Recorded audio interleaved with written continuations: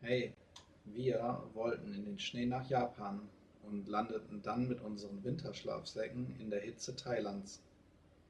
In diesem Video zeigen wir euch, warum innere Stabilität so viel wichtiger ist als der perfekte Plan. Denn ja, als wir aus Russland ausreisen mussten, gab es für uns nur noch die Option, nach Bangkok zu fliegen. Und auch wenn es überhaupt nicht geplant war, fühlen wir uns jetzt hier richtig gut. Wir lieben es, durch die Stadt zu laufen und ja, sind richtig angekommen. Es fühlt sich an wie so ein neues Kapitel auf Weltreise. Und ja, wir sind uns sicher, das Chaos liegt hinter uns. Übrigens, wir sind Jenny und Thomas von Weit Glücklich und wir nehmen dich mit auf unsere Reise rund um die Welt und zu uns selbst. Für mich war die Zeit in Bangkok ja richtig schön, weil ich habe mich mega auf die Stadt gefreut. Ich wollte schon seit Jahren nach Bangkok. Irgendwie hat es nie geklappt, aber ja, jetzt sind wir ganz unverhofft da gelandet. Und ja, abgesehen davon, dass die Stadt mich total fasziniert hat, kann ich sagen, dass die Zeit auch irgendwie mit so, ich habe das so Arbeitsaufträge an mich selber genannt, geprägt war. Ähm, also, dass ich irgendwie so Erkenntnisse hatte und jetzt noch nicht so eine Lösung, so wirklich dieses Aha-Erlebnis und ich habe das jetzt für mich gelernt, sondern so, ah, okay, da darf ich jetzt wirklich nochmal hingucken. Die erste dieser Erkenntnisse, von der ich gerade gesprochen hatte, hatte ich direkt nach der Anreise, als wir im Hotel angekommen sind und diese Erleichterung gespürt haben, dass wir es jetzt geschafft haben. Denn die Anreise war wirklich ja, anders als jemals zuvor. Es gab viele Vorschriften, Regularien, wie man sich zu verhalten hat, wie alles abzulaufen hat und wer wohin darf und wie wohin darf. Ja, das alles war so sehr im Außen, so dass ich dachte, okay, wie funktioniert so diese ganze Welt, wie funktioniert unser System, in dem wir leben und was macht das so mit dem einzelnen Menschen? Ja, weil ich mich so abhängig gefühlt habe und so kontrolliert vom Außen, dass mir jemand vorgibt, was ich machen kann und was nicht. Und das hat aber dazu geführt, dass ich mich gefragt habe, was der Einzelne und damit ich selber auch überhaupt wert bin. Und das fand ich einen schönen Moment, diese Erkenntnis, dass ich dachte, nee, das kann es jetzt wirklich nicht sein, dass ich ja mich so vom Außen messen lasse. Also vielleicht könnt ihr das verstehen, vielleicht war euch das auch immer schon klar, aber so in meinem alten Leben in Hamburg dachte ich oft so, ja, ich bin irgendwie die Freundin, die Tochter, die Chefin, Mitarbeiterin, Kollegin, was auch immer und habe in dieser Rolle quasi funktioniert und Leistung gebracht und die Erwartungen der anderen erfüllt. Und ich dachte, dass ich dann gut genug oder liebenswert bin, weil ich diese Erwartungen erfülle. Und dann muss ich ja für die anderen sozusagen einen Mehrwert haben. Aber dass ich so diesen Wert auch in mir tragen könnte, dass ich alleine, weil ich bin, auch einen Wert habe und dass das natürlich für alle Menschen auf der Welt gilt, ja, das habe ich nicht gesehen. Beziehungsweise bei den anderen vielleicht schon, aber bei mir selber nicht, dass das so sein könnte, überhaupt diese Möglichkeit. Genau, deswegen denke ich da gerne an diese Situation und an diese Zeit zurück, weil ich ja aus diesem ganzen Chaos, was im Außen war, immerhin diese wichtige Erkenntnis für mich mitgenommen habe. Und deswegen habe ich so Arbeitsauftrag genannt. Ja, es kann es ja noch nicht gewesen sein, da muss doch mehr sein. Was bin ich denn wert, unabhängig vom Außen? Bangkok, diese trubelige, laute Stadt voller Lichter, Leben und Mopeds, hat mir zwei Learnings beschert, die interessanterweise nur mit meinem Innen zusammenhängen. Das erste Learning würde ich mit den beiden Begriffen Selbstwahrnehmung und Eigenverantwortung beschreiben. Thailand ist, auch wenn wir schon wirklich viel gereist sind, für mich eine gänzlich neue Erfahrung. Zum ersten Mal verstehe ich wirklich überhaupt nichts von der Sprache. Ich kann nichts lesen und auch die Gestik und Mimik der Menschen dort ist mir ziemlich fremd. Und ich hatte da im Vorfeld überhaupt nicht drüber nachgedacht, auch gar keine Ängste oder gar nichts. Und Da habe ich aber gemerkt, dass mir diese Punkte im Außen doch auch sehr viel Orientierung geben und das im ersten Moment auch zu einer Hilflosigkeit bei mir geführt hat. Aber dann habe ich mich zentriert und habe auch gemerkt, dass ich mich dann einfach mehr in die Eigenverantwortung begebe. Also wie nehme ich eine Situation wahr? Wie ist meine Intuition? Und ich darf dann selber entscheiden, wie ich die Situation annehme und was ich aus dieser Situation mache.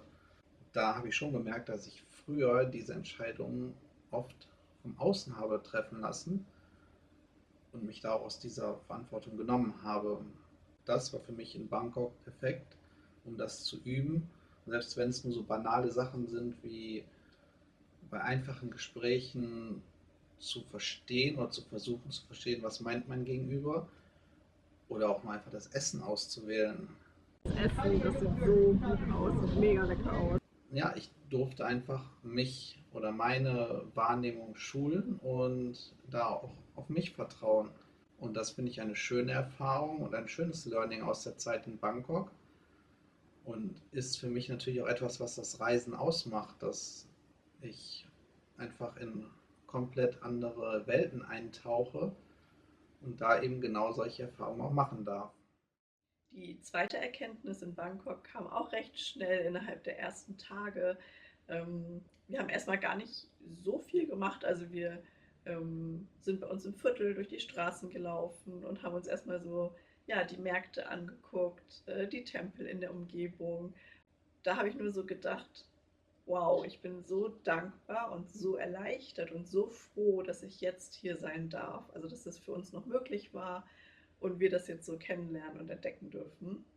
Und dann kam irgendwie so die Erkenntnis, ja, okay, ja, ich habe das gedacht, aber warum fühle ich das dann eigentlich nicht? Ja, auch so interessant, dass dann auf einmal meine Gefühle plötzlich in den Vordergrund kamen. Denn in Hamburg habe ich mich nie damit beschäftigt. Also Gefühle, ich glaube, in den ersten 30 Jahren meines Lebens haben die ehrlich gesagt nicht so eine große Rolle gespielt. Höchstens, dass man die irgendwie nicht zeigen soll oder verstecken und verdrängen soll, dass es nicht wichtig ist. Und plötzlich laufe ich da durch Bangkok und merke so diese Diskrepanz zwischen Gefühl und Kopf. Und ich wirklich denke, boah, ich bin so dankbar, dass wir jetzt hier sind. Ich bin so froh. Aber ich fühle nichts. Es hat sich leer angefühlt. Ja, das war so der zweite Auftrag an mich selber. So habe ich so in mein virtuelles Notizbuch geschrieben, was ist da eigentlich passiert? Also wie kann das sein, dass ich das nicht fühle und wo sind meine Gefühle? Wie bin ich in diese Situation gekommen, dass es jetzt so ist? Und vor allem natürlich, wie komme ich da jetzt wieder raus? In Bangkok habe ich mir erlaubt, nach innen zu gucken und gemerkt, dass ich überhaupt Bedürfnisse habe. Das klingt jetzt vielleicht krass, weil Bedürfnisse hat natürlich jeder und natürlich hatte ich sie vorher auch, nur ich habe sie halt einfach verdrängt. Ich habe mich so krass vom Außen leiten und beeinflussen lassen und da habe ich in Bangkok einen Schritt rausgemacht. Und das finde ich mega cool. Jetzt in dem Fall mit Bangkok wäre jetzt das klassisch gewesen, ach, wir nehmen jetzt einen Flug nach Bangkok, okay, was kann man da angucken? Oh, mega coole Tempel oder die Khao San Road. So hätte ich dann früher mein Bedürfnis bezeichnet, ich muss das sehen, um in Bangkok gewesen zu sein oder um mitreden zu können. Jetzt war es aber anders. Ich habe eigentlich immer deutlicher gespürt, dass es ein Bedürfnis bei mir gibt nach innerer Ruhe, dass vielleicht die vergangenen Wochen oder Monate mit den Weltreisevorbereitungen, dem Start der Weltreise, dann dem Abenteuer Russland mit der transsibirischen Eisenbahn, für mich krasse Temperaturen von bis zu minus 25 Grad und dann dem geplatzten Traum, als wir in Wladiwostok saßen und nach einem Monat Weltreise schon unser Plan zunichte war, weil es keine Fähren mehr gab, die uns nach Japan oder Südkorea gebracht hätten. Das habe ich richtig gemerkt, dass mich das auch geschlaucht hat und dass ich jetzt ein Bedürfnis habe, auch zur Ruhe zu kommen. Ja, und so war es für mich dann in dem Moment völlig okay und ich habe mich sogar gut damit gefühlt, dass wir Bangkok erlebt haben, aber ohne diese klassischen Sehenswürdigkeiten. Wir haben so schöne Ausflüge gemacht bei uns im Viertel, wo wir waren, haben kleinere Tempel besucht, sind mit den Booten gefahren und es war für mich einfach eine runde Zeit. Ich habe mich richtig gefreut, da gewesen zu sein. Und was ich jetzt im Nachhinein sagen kann, ich habe mich richtig gefreut, dieses Bedürfnis zu spüren. Und das war auch ein Schritt in meiner Entwicklung, dass ich das überhaupt zugelassen habe. Ja, mittlerweile würde ich sagen, kann ich diese Bedürfnisse immer besser und besser erkennen. Aber Bangkok war da für mich schon ein Anfang in diesem Punkt und da bin ich sehr, sehr dankbar für.